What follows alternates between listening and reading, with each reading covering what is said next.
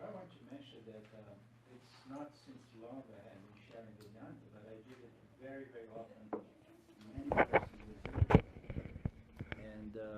and without trying to be diplomatic or polite. So this is the nicest group, the most cohesive, and mature group I met so far. I feel very honored, and this is a good work that you guys are all doing, motivated by, I guess, your initial idea and Eden's idea to create the study group, right?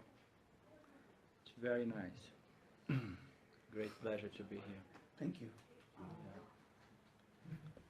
Come back anytime. I would love to come back, definitely. So the self. So what are we going to say about the self? So it is non-dual consciousness. We all know that, right? We just need to stick to that knowledge, or have the knowledge stay with us, and changing, indivisible, independent, eternal, infinite, imperceptible essence of everything. So I like this one. Is that which pervades. I'm a little bit off. Pervades and sustains and everything. So it's the imperceptible. You guys are going to need to help me today because I woke up really off. Repeat with me for me this word. Imperceptible. Imperceptible. Thank you. Imperceptible essence of everything, ever free of all action and experience. It is distinct from the gross, subtle, and causal bodies. It is beyond the five sheets, and it's the witness principle of the three states: the waking, the sleeping, and the dreamless sleep state. It never changed. I try to find somewhere. There is a nice quote from Paramarthananda. You remember, Christian, that he describes the self. I tried to find it somewhere to bring to us here, but I did not find it. He does it very beautifully. So, but as we were saying yesterday, there's not much we can say to teach. To speak and to teach about the self is the most simple thing, because the scriptures say that it's free of qualities and attributes. It's not an object of knowledge. Therefore, we cannot say much about that. It's very subtle, and the mind cannot objectify and understand its own cause. At the same time, it does not cause anything, because it's not a doer. It's not an energy. It has nothing to do with creation. It needs a certain element or factor that we call Maya. Vedanta has brought into the picture the concept of Maya as something that projects this universe, and it's a universe in constant change, and where actions are happening 24/7. But what we are is awareness, and it remains always unaffected by anything that is happening within its own scope. So everything is happening, it pervades everything, it sustains everything, it keeps recycling everything, and it's no other than this existent, conscious principle that we are, as a witnessing principle. So another way to understand our true nature is we are the witnessing principle by which the mind itself can experience, contact, and extract knowledge from objects.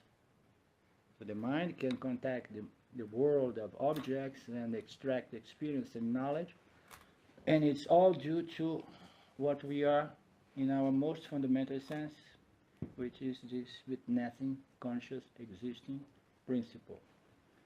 So we cannot say much more about the self, even though the scriptures here and there make an effort to say something.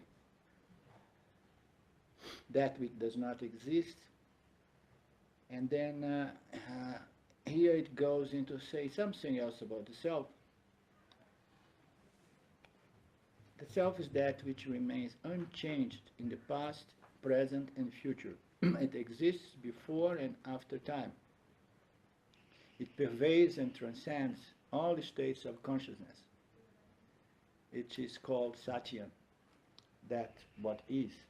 So when we say that consciousness transcends, we start stepping on a kind of trick word, because transcending implies action by moving from here to somewhere where you have transcended Maya. So, but the self does not need to go from here there in order to exist.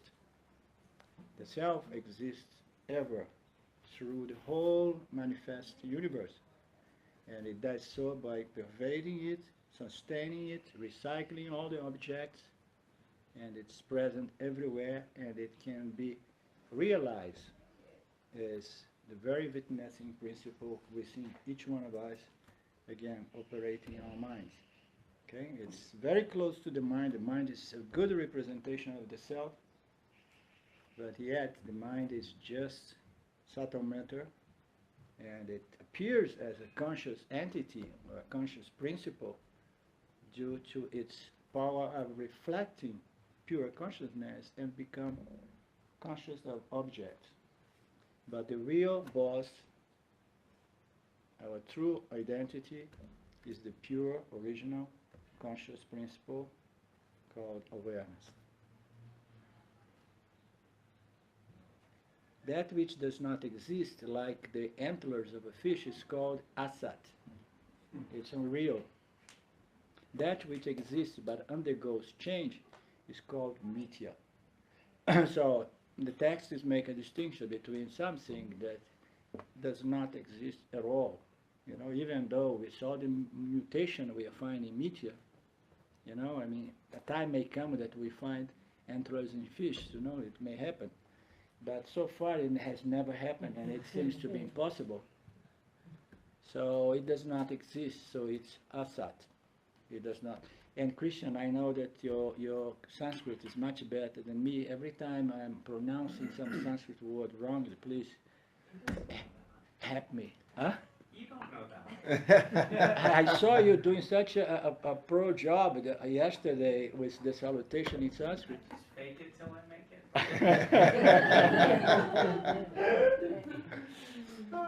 So that which exists but undergoes change all the time, it's called mithya. It's an apparent reality, okay? It is real, but it's not really real because it modifies all the time. So how good is something that is always changed? So you cannot almost relate with mithya, because by the time you think that you have your grounds established and you know what's going on and things have already moved on, and your mind has changed, the experience entity changed, the objects in the field change, and it's very difficult to navigate and transact in mithya due to this constant changing factor. So therefore it's not real, and again it's not real because our definition of reality is that which is always good. It's not something that appears like this moment, and the next moment you have to revise that understand and then say, no, it's something else. It seems to be this, but it's something else because it keeps changing. So this is an ever-changing reality, and therefore we classify it as not real, but apparent real. And the best metaphor to describe what the text try to point to is the metaphor, the classic metaphor of the wave. So, within the wave, there are waves. The ocean, within the ocean, there are waves. So the waves are integral part of the ocean. But the ocean is something much vaster, much, I would say, much more real, no, than the wave. Because the wave depends on the ocean. But the ocean does not depend on the waves. There are moments that the ocean becomes like flat, like a lake. And the ocean is still shining its full glory. But the wave, imagine if the wave would develop a self-reflectivity or self-conscious identity and would identify itself as an entity within the ocean and would take pride on it and so on. So it would feel devastated when somehow it's going toward the shore and it's going to be dissolved on the beach, on the rocks. So this is a nice analogy that the wave seems to exist, but its reality is a momentary reality, it's apparent reality, and fundamentally the sense of the ocean, the wave is the ocean. And when we want to look into, in reference to this analogy, so the ocean itself is an apparent reality. It's a superimposition on H2O. So the essential nature of the ocean is water. So the ocean thinks like, oh, I'm the big guy here, I'm the ocean, these waves, they depend on me. And then comes another factor that teaches to the ocean, hey, ocean, take it easy because in truth, you are nothing but water. You are nothing but water. You were an ocean. Huh? You're salt. You are appearing as you are With a appearing. little salt. So another analogy is like people say, if the self is everywhere, so I need to get to see and experience the self in everything and everywhere. So another analogy that helps us to understand that all we need to know is to know that the self is this principle that makes my mind work and makes me a sentient being. So if you would need to taste all waters of all oceans to get to know the ocean, it would be a very tough job traveling all over the ocean to taste a little bit of seawater here and there. But the moment you go to the nearby beach and taste a little bit of water, you have a full knowledge of the ocean.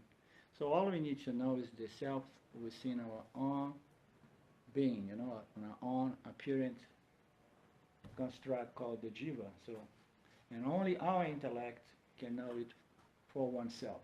You don't need to know the minds of everybody or the apparent consciousness operating in everybody.